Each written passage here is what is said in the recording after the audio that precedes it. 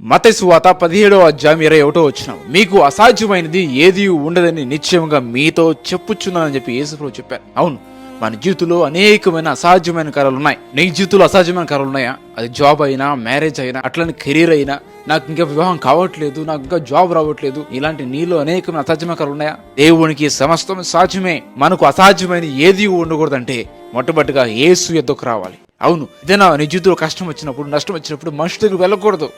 లేకపోతే ఏదో తాత్కాలికంగా మందు అని, సిగరెట్ అని, సినిమా అని చెప్పి లోకపద్ధతికి వెళ్ళినప్పుడు తాత్కాలికంగా నీకు విడుదలేసిన తప్పని నిజమైన విడుదల నీకు ఇవ్వదు. ఎప్పుడైతే నువ్వు మోకాలు నుండి ప్రార్థన చేసి నోరు తెచ్చి యేసయ్యా నాకు సహాయం చే ప్రభువా అని చెప్పి నీ నోరు విప్పి ప్రార్థన చేస్తే దేవుడు ఖచ్చితంగా నీ జీవితంలో అసాధ్యమైన కార్యాలన్నీ కూడా ఆయన సాధ్యపరుస్తాడు. రెండోది, మనలో అల్ప విశ్వాసం ఉండకూడదు. ఈ అల్ప విశ్వాసం తీసివేయాలి. మూడోది, ఆవగించేంత విశ్వాసం ఉండాలి.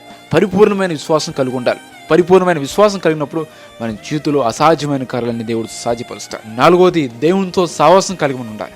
దేవునితో సావాసం కలిగినప్పుడు హానోకు దేవునితో నడిచి ప్రభుత్వ కొనిపోబడ్డాడని వాక్యం కనిపిస్తుంది. ఐదోది, ఉపవాస ప్రార్థన మనం చేయాలి. ఫాస్టింగ్ ప్రేయర్, ఉపవాస ప్రార్థన చాలా శక్తివంతమైనది. ప్రార్థన గొప్ప కార్యాలు చేస్తుంది. నీ జీవితంలో అసాధ్యమైన కార్యాలన్నీ కూడా సాధ్యపరుస్తుంది. ప్రార్థన అంటే దేవునితో మాట్లాడుట. ఉపవాసం ప్రార్థన చేసినప్పుడు మన ప్రార్థన ఆలకించి మనం గొప్ప కార్యం చేస్తాడు.